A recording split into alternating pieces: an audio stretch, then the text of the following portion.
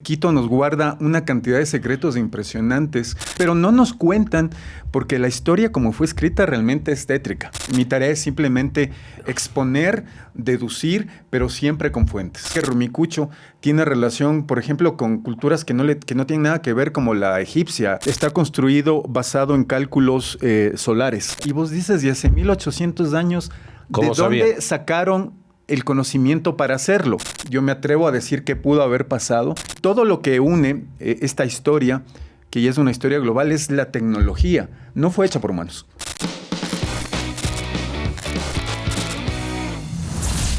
Historia, misticismo, curiosidad, energía. Son algunos de los temas que el día de hoy vamos a tocar acá en Juan López. Y para eso le hemos invitado a un documentalista, investigador.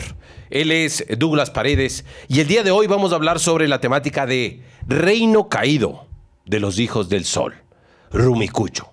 ¿Qué es? ¿Por qué vamos a hablar? Pues de aquí te vas a enterar. Primero, Douglas, bienvenido. Gracias por estar aquí con nosotros en Juan López. ¿Qué tal? ¿Cómo has estado? ¿Cómo has pasado? Juan Fernando, primero muchísimas gracias por el espacio. Me encanta estar por acá, me encanta volverte a ver a los años, me encanta verte que estás vigente en medio de esta turbulencia de falta de, y pues dentro de ese falta de... Sé que iba a decir vigente dentro de la vejez, dice, ¿no? También, no, también. Sea, de la vejez, del tiempo nomás, del tiempo. Pero te ha tratado bien frente a lo... que pese a los abusos gracias. de tu parte. Te veo muy bien y me alegra mucho que estés vigente con este espacio que me parece hermoso. He visto algunas entrevistas tuyas y bueno... Qué bueno que te mantengas vigente y que se mantengan espacios de estas características. Así que feliz de la vida por la oportunidad y pues por una futura alianza estratégica. Vamos ahí a conversar sobre ese tema más adelante, pero conversábamos con Douglas sobre las cosas maravillosas que tenemos acá, alrededor de nuestra ciudad, al interior de nuestro país. Y para varias personas que nos ven en Sudamérica en total, pues tienen que conocer que aquí tenemos un punto energético que la gente a lo mejor no le da el valor que se podría tener o que realmente es. Hoy vamos a hablar con Douglas sobre ese tema. Vamos directamente a ubicarnos a las ruinas de Rumicucho. Ruinas que algunas personas las conocen, otras no. Primero, hablamos de las ruinas de Rumicucho, que son las que están ubicadas muy cerca de la ciudad de Quito, ¿verdad? ¿Dónde estamos ubicados con eso? Está muy cerca más bien de San Antonio de Pichincha, colindando con Catequilla, que es otro hito histórico que tiene vigencia y que tiene convergencia con Rumicucho. Y como tú decías, es un sitio histórico, lo estamos validando más como un sitio histórico justamente porque el tema ruinas puede tener un doble sentido. Y como tú decías, Quito nos guarda una cantidad de secretos impresionantes que por el trabajo que tengo, que compagino con el tuyo, te vas como enterando de cositas, vas acumulando data, no sé qué, no sé cuántito, y cuando reúnes todo eso, generas una línea de tiempo y es ahí cuando pegas. Dices, wow, no puedo creer lo que acabo de descubrir o lo que previamente descubrieron otros investigadores. Mi tarea es simplemente exponer, deducir, pero siempre con fuentes. Así es. Y eso es lo que le sucedió a él y después de lo que hemos conversado tras micrófonos, sucedió que, wow, ¿qué es esto de Rumicucho? Porque hay algunas personas que, como acababa de decir Douglas, es las ruinas. Y uno pasa por ahí en verano, hace un solazo y hay mucho polvo y ves unas ruinas que para muchos decían, y empezamos por ahí, son ruinas incaicas, pero al parecer no lo son. Por alguna razón que desconozco, hay muchos lugares históricos que no tienen el relato que ellos comunican. En el tema, o sea, no nos dicen todo. No nos dicen todo y no entiendo por qué. ¿Por qué es tan fácil decir, no sé, tú tienes en este momento una camisa celeste? ¿Por qué te voy a decir que tienes una roja? Ajá. O sea, no tiene sentido. Que no hay por qué ocultar algo. Sí, porque el tema del relato en cuanto ¿Pero a qué te refieres como tal? En este caso puntual de Rumicucho, ¿qué se sabe y qué es realmente lo que es? No se sabe nada. No se sabe nada porque tú llegas y lo primero que ves es una señalética mal esgrimida, mal esbozada. Primero te dice que es un lugar inca, luego te dice que es un lugar que tiene una utilización militar. Te dice 10,000 tonterías que no tienen nada que ver con la realidad. Infelizmente no se conoce mayor cuestión. Los administradores de la zona, que son descendientes de los quitucaras de San Antonio de Pichincha, están protegiendo el lugar, están desarrollando una historia, pero ellos lo canalizan hablando de una sabiduría ancestral que sí, pero que no. Básicamente no es inca, primero que nada porque los incas nunca llegaron a Quito. Eso es punto número uno. Cualquier historiador de media para abajo te puede decir que los incas nunca llegaron acá. Y pese a que eran un ejército muy poderoso, sanguinario, particularmente sanguinario, pero muy efectivos, no llegaron a Quito. Y no era porque los quitucaras tenían un ejército espectacular. Los quitucaras no eran un pueblo de guerra, eran un pueblo más, llamémosle, científico, más conectado con la Pachamama, con la tierra, que no sé qué. Y ojo que estoy haciendo esto acá. No llegaron acá básicamente porque los incas tenían respeto por esta zona, porque aquí vivían los hijos del sol. Y claro, entonces, tú te pones a no pensar era una ¿qué es resistencia militar ni bélica, sino más bien por una creencia energética, los hijos del sol. Sí. ¿Ellos tenían esa concepción? Sí. A ver, primero el registro histórico que te arroja por carbono 14 te dice que el lugar tenía 800 años de antigüedad. Nada que ver. Nosotros tuvimos que invertir hace 1 año y medio, trajimos un especialista en el tema, justamente para validar si eso era real o no, porque la temporalidad te señala una posible investigación o no. Si te dicen 800 años, tú dices, a ver, ¿qué pasó en el mundo hace 800 años? La investigación cambia. Claro.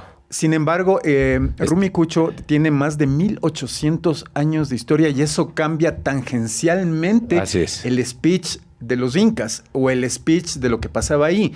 Pero como tú dices, el lugar de Rumicucho es un lugar energético, pero no es un lugar energético pensado en una sanación per se, sino que tiene una ubicación bélica, pero llámale bélica a nivel geopolítico. Por eso te decía que Rumicucho tiene relación, por ejemplo, con culturas que no tienen nada que ver, como la egipcia, como la babilónica, como Tiwanaco. ¿Por qué tienes esa interrelación que puedes hablar con las otras culturas? ¿Qué demuestra que haya tenido ese punto en común?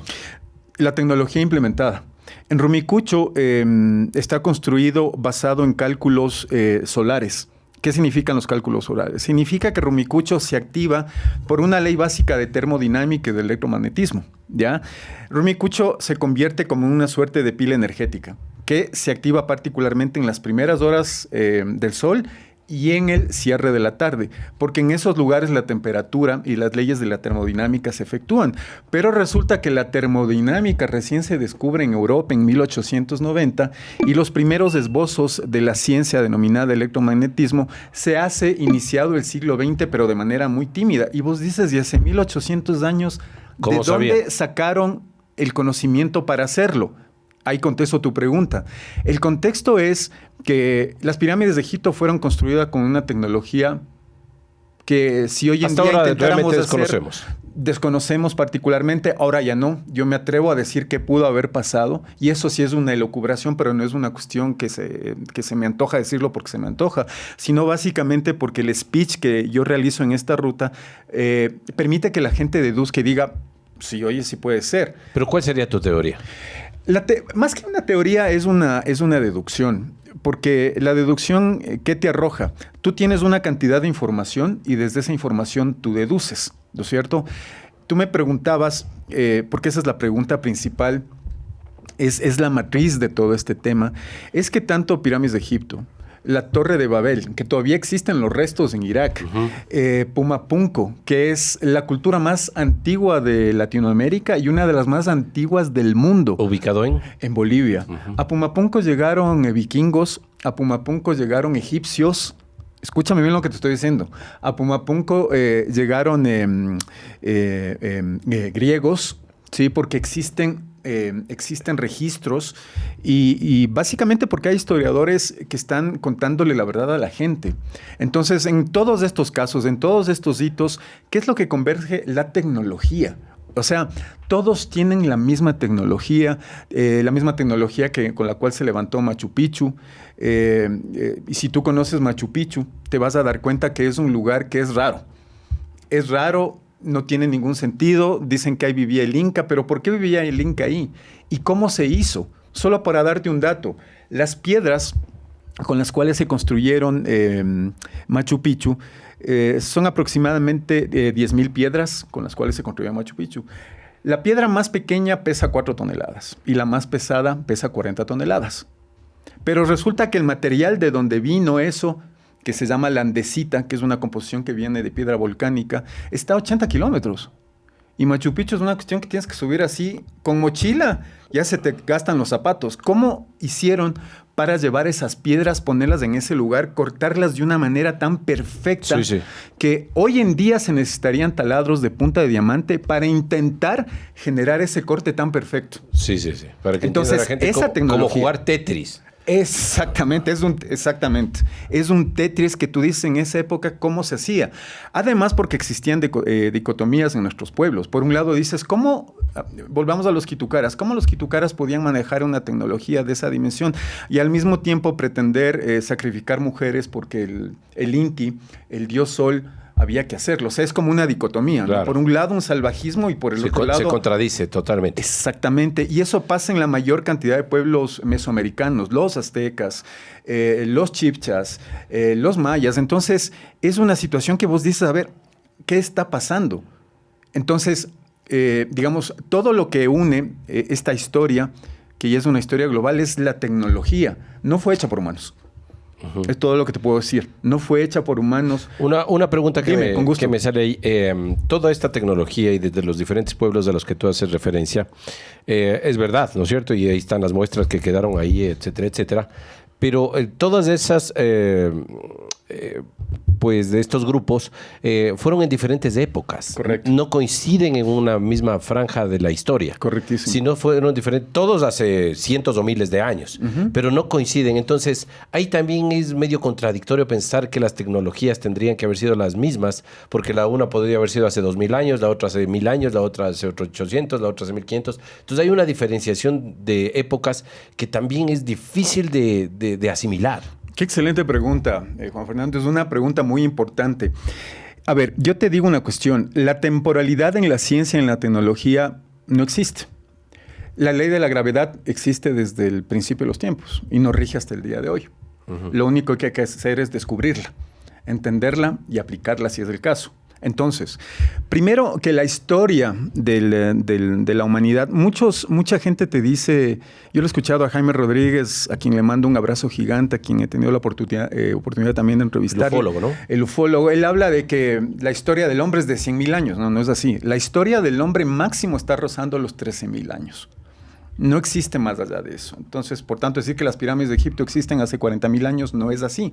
Son de 13,000 a 14,000 años la historia de la humanidad. Si tú recorres ese espacio, para nosotros esa temporalidad te suena grande. Pero versus, por ejemplo, la creación de la Tierra, que son 7 billones de años, dices, es una aguja en un pajar. Entonces, respondiendo a ese tema, la tecnología se maneja, es la misma, o sea, de la misma manera que se creó este vaso que está aquí, en 50 años va a ser el mismo vaso conteniendo agua, pero de otra manera, me hago entender, pero la tecnología es la misma, es la concentración de un espacio. Entonces, respondiendo a tu pregunta, lo importante aquí es saber quiénes lo hicieron y por qué lo hicieron. Lamentablemente, entonces, con la respuesta que tú nos das es que la franja que tenemos de las diferentes poblaciones y demás vienen a ser un poco lo mismo, ¿sí? O sea, con este racionamiento que tú estás haciendo. Son hechos por las mismas, llamemos por las mismas entidades, ¿sí? ¿Por qué? Porque la historia desde el año 1 hasta hoy día es un registro de buscar la hegemonía del poder y de la sabiduría.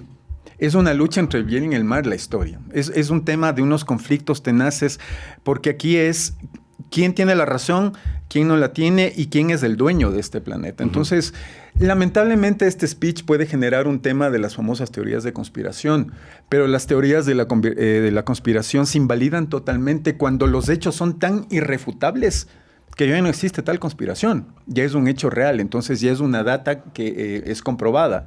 La ciencia te dice que 1 más 1 es 2, la biología te dice hay hombre y mujer, etcétera, etcétera, etcétera. Entonces, el registro por ahí es muy fácil, pero no nos cuentan porque la historia como fue escrita realmente es tétrica. Porque hay un enfrentamiento entre el bien y el mal. Y es por eso que te decía, son los mismos ejecutores, llámales de la maldad, los que están intentando proveerle al hombre de herramientas para enfrentar al bien, por llamarle de alguna manera. Bueno, nos quiere ya empezar a explotar la cabeza con todas las cosas, pero vale la pena ponerle bastante atención con todos los detalles que nos está contando. Después de todas estas culturas mesoamericanas de las que haces referencia y tal vez en otras partes del mundo, ¿cómo aterrizamos a Rumicucho con todo lo que nos comentas? Rumicucho tiene una particularidad junto a Catequilla. Nosotros estamos ubicados en el paralelo cero. Científicamente, no te estoy hablando desde un punto de vista chamánico, nada que ver esto. Ni es una opinión. Esto es un tema netamente científico, netamente científico y técnico.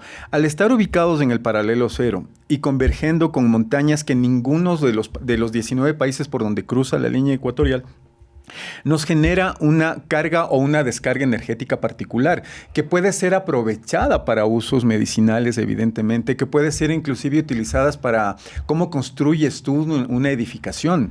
Y eso es súper interesante, porque recuerdan ustedes cuando nos encerraron en la pandemia, yo le digo pandemia, perdón, cuando nos encerraron en la pandemia, ¿qué fue lo que pasó? Te decían, salga a tomar sol 30 minutos. ¿Por qué? Porque sus huesos absorben la luz del sol y generan vitamina D. Ya. Rumicucho expande ese concepto 1000 veces. ¿De acuerdo? Pero, como te digo, en Rumicucho, por estas características de la línea ecuatorial y su, digamos, dimensión electromagnética, de comportamiento electromagnética, hacen de este lugar único en el mundo. Escúchame bien, lo hacen único en el mundo. Pero, como te digo, Rumicucho no es un tema de un espandino. O sea, no es un tema de que era un lugar donde los quitucaras se iban a curar de enfermedades, no. Rumicucho era un lugar donde se adoraba al dios Inti el 21 de agosto y el 21 de septiembre, que hoy es conocido como el Inti Raymi, que es una prostitución brutal, una confusión brutal de lo que realmente es, pero en esos días se desencadena la energía electromagnética, ¿sí? Y no solamente hay efectos lumínicos o solares, sino que hay efectos de electromagnetismo y de termodinámica que lo que te generan es descubrir que lo que está pasando ahí era, e insisto, tecnología que no contaban los pueblos ancestrales. Era imposible, Juan Fernando. Entonces, ¿para qué crees que lo hicieron? Esa es la pregunta del millón. No quiero spoilear demasiado al público. Sin embargo, lo que te puedo decir es que la ruta lo que nos plantea es un recorrido punto por la punto. Ruta del... En Rumicucho, que se llama la ruta caída, digamos la ruta caída de los hijos del reino del sol, porque era un reino que cayó, como cayó el reino de Egipto, como cayó Babilonia, como cayó todos. El imperio medo-persa, como cayeron los romanos, como cayeron todos los grandes imperios que intentaron y se pusieron del lado del mal para vencer al bien. Esta es una constancia porque aquí en Quito, en el antiguo Quito, con K, sobre todo entre Rumicucho y Catequilla, había muchísima presencia de estas entidades que estaban justamente haciendo un plan de conquista del continente, pero insertada en lo que ya intentaron en su momento los egipcios, que intentaron los medopersas, que intentaron los babilónicos, en estas famosas rebeliones contra Dios. ¿Sí? Y ahí tengo que mencionar al tema de Dios, no por un tema de religiosidad, sino porque a la gente cuando hablas de Dios, no sé por qué razón se enojan o se pretende señalar que para hablar de Dios tienes que ser pastor o tienes que ser un jesuita. Sí. Y no necesariamente estamos hablando del Dios cristiano, sino porque en otras épocas hablaban de una entidad poderosa que es Dios. En el caso de los egipcios, babilónicos, son otras entidades como Dios, pero sí se revelaban ante ese ser superior. Te contaba que una de las entidades más importantes y que tiene relación, Inti es en las culturas mesoamericanas, Ra es en los egipcios, ¿sí? Los indios Sioux hablaban del Tajaeri, ¿sí? Que es lo mismo, o sea, te estoy triangulando la información, todo es lo mismo. Ra, Inti, todo era el sol. Y resulta que no es del sol el astro. No es del sol el astro, porque dices, bueno, ¿cuál es la posibilidad de que un astro pueda tener las características de una divinidad? Sin embargo, y esto lo descubrí hace más o menos unos 9 meses y se me congeló la sangre. Porque hace poco, muy poco. Sí, lo que pasa es que esto es como que tú vas descubriendo, y yo estoy todo el tiempo investigando. Te voy a dar una noticia que explotó en el mundo hace un mes y que tiene relación con esto que te cuento. Es que cuando tú dices, a ver, es que no es del astro, no puede ser el astro, no tiene sentido divinizar un astro, ¿no es cierto? Hasta que se descubrió por el tema de un teólogo al que yo sigo muchísimo y con el cual tengo mucho tiempo conversando, porque él me está ayudando a hacer la investigación para mi documental. Él me decía que en realidad no se está hablando del sol, sino se está hablando de Lucifer, ¿sí? Entonces aquí estamos hablando de que es una adoración a Lucifer. Y si te pones en el contexto bíblico, ¿Lucifer es del mal? Dios es del bien. Si me hago entender, lo pongo en términos simples. Lo pongo en términos simples. Inti, Ra. Lucifer significa el lucero de la mañana. ¿Cuál es el lucero de la mañana? La analogía, el sol. El sol. Entonces la gente está adorando, digamos, nuestros pueblos ancestrales me van a matar. Mucha gente me ha querido matar por ese tema. Decir, pero ¿cómo nuestros pueblos vas a decir que son satánicos? Ok, no le pongamos en contexto satánico. Pongámosle en contexto de desconocimiento. Si les hacías trucos, decían es Dios, porque solo los dioses pueden hacer trucos, ¿no es cierto? Pero en cambio, la historia y la verdad te demanda que tú tienes que conocer cuál es la verdad absoluta. Entonces, respondiendo a tu pregunta, el tema no es de si es un Dios bíblico o es el Dios cristiano. Hay un solo Dios. Y no te estoy hablando de teología ni nada, sino por lógica. O sea, por lógica tiene que haber un solo Dios, porque si hay un montón, no tiene sentido. O sea, no tiene sentido. Es como nosotros, viniendo a nuestro tema terrenal, ¿cuántos papás y cuántas mamás tienes vos? Pues? Uno cada uno. Ya, perfecto, gracias. Me retiro. Adiós.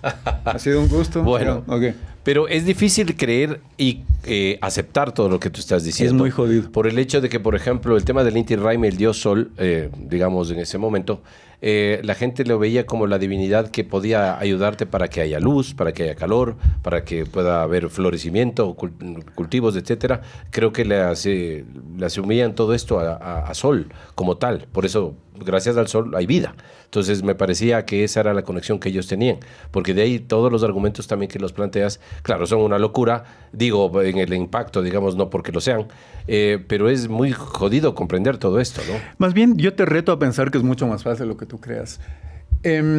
Cuando el lobo va a atacar a las ovejas, ¿tú crees que se asoma de una para que las ovejas puedan escapar? No, o sea, cualquier depredador lo que hace es ocultarse y al final da el zarpazo. Esta tiene la misma lógica. Como los políticos. O sea, los políticos son unos hijos de Ra, por decirlo de alguna manera, ¿de acuerdo? O sea, la política, por ejemplo, y perdón que nos saltemos, pero tu retroalimentación me permite seguir en este abanico. Por ejemplo, el tema político surge desde Babilonia. Es un modelo babilónico. Si me hago entender y vos dices, pero ¿cómo? Chuta, tendría que ser otro programa, pero todo tiene una razón de ser. Y de todos los libros, tratados, entrevistas que he hecho, uno de los libros donde me da más valor netamente histórico, te estoy diciendo, el histórico es la Biblia. La Biblia es un registro histórico brutal. Y claro, ahí derribas tu paradigma de que, claro, no, lo que pasa es que la Biblia es esto y es un desorden y es un Dios malvado que mata gente, que no sé qué. Y después descubres por qué es lo que es, porque el Antiguo Testamento es un registro bárbaro versus el Antiguo Testamento, que es una promesa, es la venida de Cristo, Pero, oye, la Biblia está más allá de nuestro razonamiento, pero también nos permite mirar lo que está pasando. Todo tiene relación.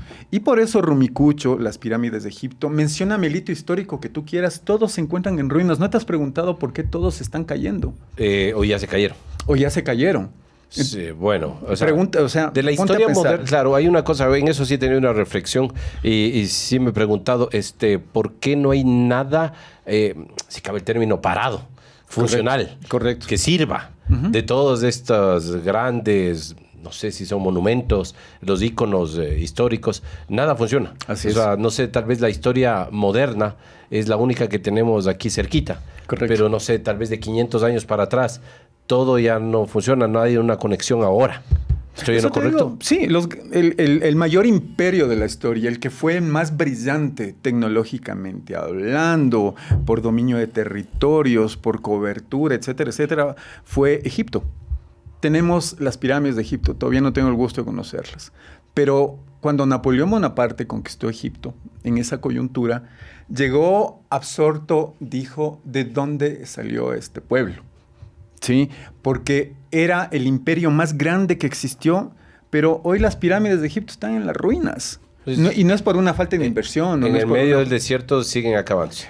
O sea, la pobreza, la ruina es un estado espiritual, no es un estado económico, no es un estado inclusive relacionado a la educación. Es un tema espiritual, querido Juan Fernando, y eso uno mientras va descubriendo, le va removiendo algo dentro de sí. Dices, yo tengo que contarle esto a la gente porque aquí es un tema no de convencerte, sino de que tú deduzcas, porque la historia nos define lo que somos. O sea, si en Quito nosotros pretendemos, por ejemplo, generar una marca ciudad de la ciudad de Quito que no tenemos, ¿sí?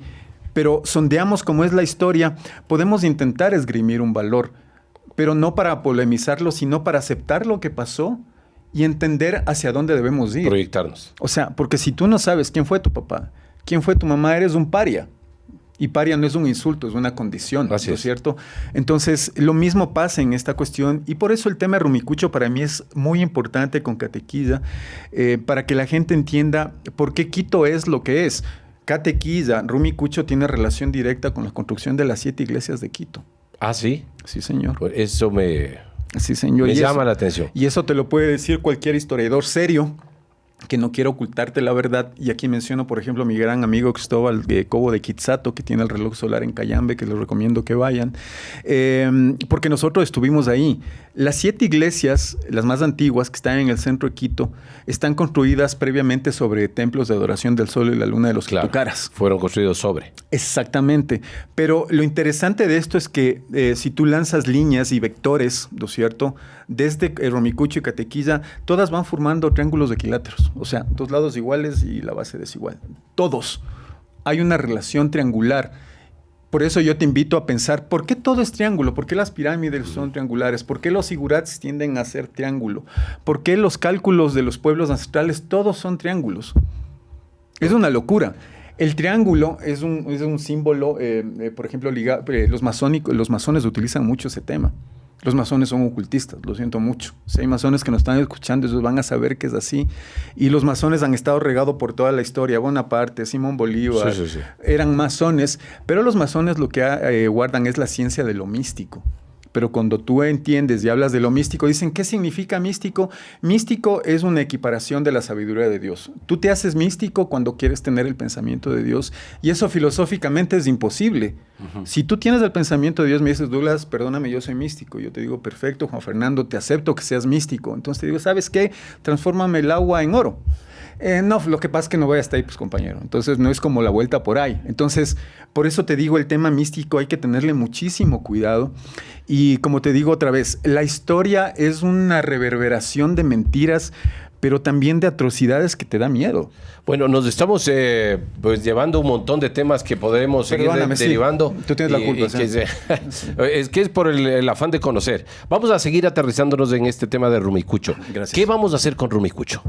En Rumicucho tenemos esta ruta que ya está establecida. ¿Qué se llama la ruta? La ruta del reino caído de los hijos del sol. ¿Qué quiere decir eso? Los quitucaras era un reino que en su momento tuvo mucho poder religioso, porque aquí convergían los hijos del sol. ¿Quiénes son los hijos del sol? En Rumicucho les contamos. Sí, no te quiero spoilear porque igual quiero que vayas, a tu equipo, que vayan y vivan la experiencia. Entonces, lo que nosotros hacemos es explorar esta historicidad en un espacio tan chiquitito como Rumicucho. ¿Por qué es chiquitito? Vos no le das un céntimo por esa vaina. Pero el momento que comienzas a entender la implementación tecnológica... Como una explicación como la que... Como una explicación. Claro, ya es un speech más elaborado. Por eso la ruta dura desde las 8:30 hasta las 9:45. Estamos todos los sábados. Hice previamente a eso un plan piloto. Llevé entre amigos, contactos, Ayer, el día lunes estuve con la televisión china, gracias a una amiga mía que es corresponsal acá, y les hice el recorrido y se quedan impactados. Entonces el speech está más que construido. Yo sé que no me quieres spoilerear, pero ¿qué deberíamos conocer? ¿Qué puedo encontrar? Porque, o sea, si es que se queda encantado alguien de la televisión china, es por algo. ¿Qué se van a encontrar? Porque es realmente novedoso lo que tú nos estás contando después de todo lo que es datos históricos y demás. El impacto que la gente va a encontrar en Rumicucho, ¿por qué es? Chuta, es una pregunta tan importante, querido Juan Fernando, y estoy tratando de deducir cuál podría ser el impacto de toda la gente que me ha dicho que ¿cuál nos es felicita. La respuesta de la gente? Me cambiaste mi manera de pensar, porque sí derribas un paradigma. Porque claro, es un tema histórico, pero también es un hecho que tiene relación con lo que está pasando en la actual geopolítica, por ejemplo. ¿Ah, sí? Sí, claro. Entonces nosotros al final del recorrido les hablamos de esta trascendencia y cuál es el contacto, porque acuérdate que la historia tiene una razón de ser, pues. La historia te lleva ¿a dónde? A un presente, y del presente a dónde vas. Y dependiendo de lo que pasó en la historia, tú proyectas el futuro, si es que no lo cambias. Entonces, respondiendo a tu pregunta, querido Juan Fernando, yo pienso que mucha gente cambia su vida en el sentido no de que dice, wow, hijo de madre, me voy a lanzar por el precipicio, sino dices, me siento engañado. Me siento engañado y me siento además que viví en ignorancia, y la ignorancia no es una mala palabra, es un carecer de conocimiento. Sí, claro. Y el conocimiento solo se lo guardan un grupúsculo de gente a nivel mundial. ¿Qué les da poder? Eso te decía, la historia, ¿por qué es esta lucha hegemónica de por qué es poder, conocimiento y billucio? A la larga. Y dinero, señor. Entonces, yo pienso que esa es la principal reflexión. Te sorprende tanto que te sientes engañado, pero también quieres aprender más y quieres validar lo que quieres hacer en adelante. Como un dato curioso, Douglas, antes de empezar nuestra entrevista, nos comentaba que el tema de Rumicucho podía llegar allá y que me hacía una apuesta de que hasta de una manera te podías curar un chuchaqui o un guayabo. O como lo llaman en cualquier país de los que nos están viendo, una resaca en general, y que ahí tienes un efecto energético de tal manera, y él me retaba, obviamente primero me va a tocar pegarme los tragos. Claro, de ley, es un tema científico. Es un tema científico, y que tú vayas a Rumicucho y que en algún lugar la energética del sol te va a permitir, reenergizarse nuevamente. ¿Así es? Tú lo has dicho, sí, tal cual, súper claro. ¿Es real todo esta...? Es real. El 95% de las personas que han vivido la experiencia en la que denominamos la esquina del sabor, porque le tenemos que relajar, pues porque el recorrido es fuerte. O sea, entonces la gente es como que, hijo de madre, ¿qué nos vas a contar? No se estresa, sino que es como entrar a una mansión del terror, pero sin techo, ¿no? Porque la gente va sintiendo cuestiones. Pero nosotros le denominamos esta esquina. ¿Y esta percepción energética como tal? Esta percepción energética es porque los pueblos que emigraban hacia Rumicucho para el 21 de agosto y 21 de septiembre, que es los equinoccios, ¿no es cierto? El solsticio, tanto el de verano como el de invierno, se preparaban para poder estar lo más limpio posible frente al dios Sol. Porque es lógico, si vas donde un dios, tienes que estar limpio. Entonces, Rumicucho funciona con la lógica de que tú vas limpio energéticamente y te presentas sano, limpio, transparente ante tu Dios. Que bueno, ya sabes de qué Dios estamos hablando. En Rumicucho, los historiadores clásicos no te hablan de que hubo sacrificios, no. Sí hubo sacrificios y nosotros los descubrimos desde 17 fuentes, 17 historiadores, 2 de los cuales eran un sueco y un chino. ¿De acuerdo? Y todos validaban en el tema de que en Rumicucho se sacrificó gente, pero no se dice por qué. Porque, claro, da la sensación, y que históricamente nos han dicho que los indígenas eran buenos y los españoles eran unas bestias. Entonces, no es tanto esa vaina. O sea, no estoy diciendo que los españoles hayan venido con flores y con perfumes, pero tampoco con flores y perfumes. Pero de alguna manera trajeron cierto conocimiento a los pueblos que acá, como te digo, tenían enfermedades, su conocimiento, tenían enfermedades, practicaban estas costumbres salvajes que tú decías que era su cosmovisión, pero si yo te mato ahorita porque es mi cosmovisión de que matándote te depuro, ¿eso es una cosmovisión o es un estado psiquiátrico?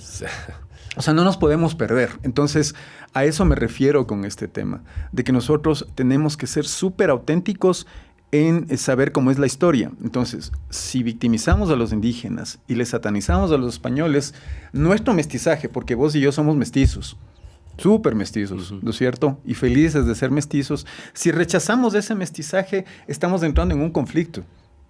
Y la idea es vivir con eso, porque a partir de que vives con eso sabes cómo estás obrando.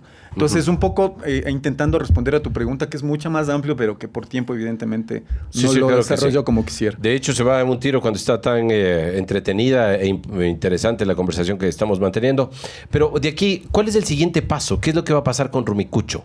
¿qué es lo que se pretende vivir? Además de que la invitación, como tú lo haces, y esto no es un efecto comercial, sino más bien de experiencia para las personas, se quiere visitar Rumicucho, se quiere aprender de la historia o de la verdadera historia, pero de ahí para adelante se necesita posicionar también todo este tema. ¿De qué manera? Rumicucho es el inicio para crear una marca ciudad desde lo ciudadano, ¿sí? La marca ciudad es importantísima porque yo tengo el paradigma de Machu Picchu. A Machu Picchu llegan 1,5 millones de personas al año.